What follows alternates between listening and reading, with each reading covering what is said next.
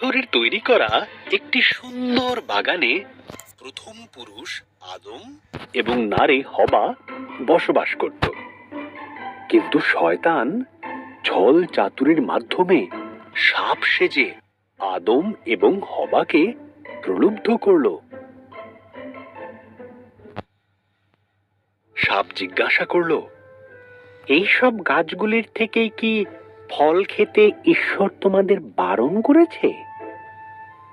হবা উত্তর দিল, শুধু মাঝখানের গাছটির ফল খেতে বারণ করেছে, যদি খাই তাহলে মারা যাব। সাপ বলল, তুমি মারা যাবে না। ঈশ্বরের ওই গাছ থেকে ফল খেতে না দেওয়ার পেছনে বিশেষ কারণ আছে। যদি তুমি খাও তবে তার মতন হয়ে যাবে। তিনি যা জানেন তা তুমিও সব জানতে পারবে। হবা ফলটি খেলো। সে তার সঙ্গে আদমকে কিছুটা ফল খেতে দিল।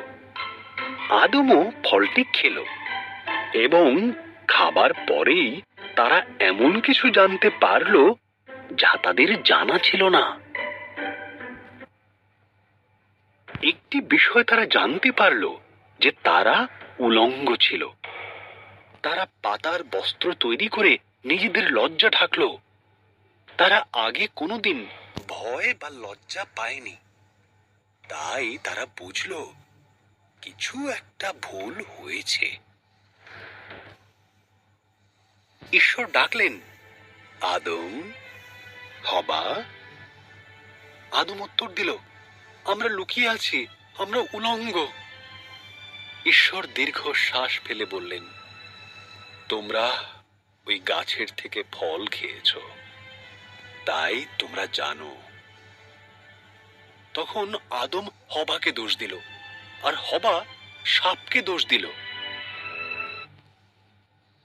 ঈশ্বর বললেন, সাপ, তুমি বুকে ভর দিয়ে চলবে।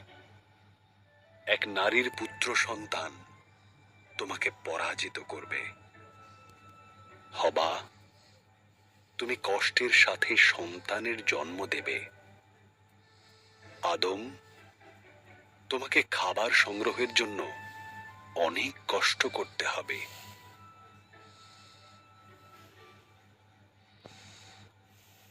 এরপর ঈশ্বর আদম এবং হবার জন্য পোশাক তৈরি করে তাদের পরালেন আর বাগান থেকে বের করে দিলেন।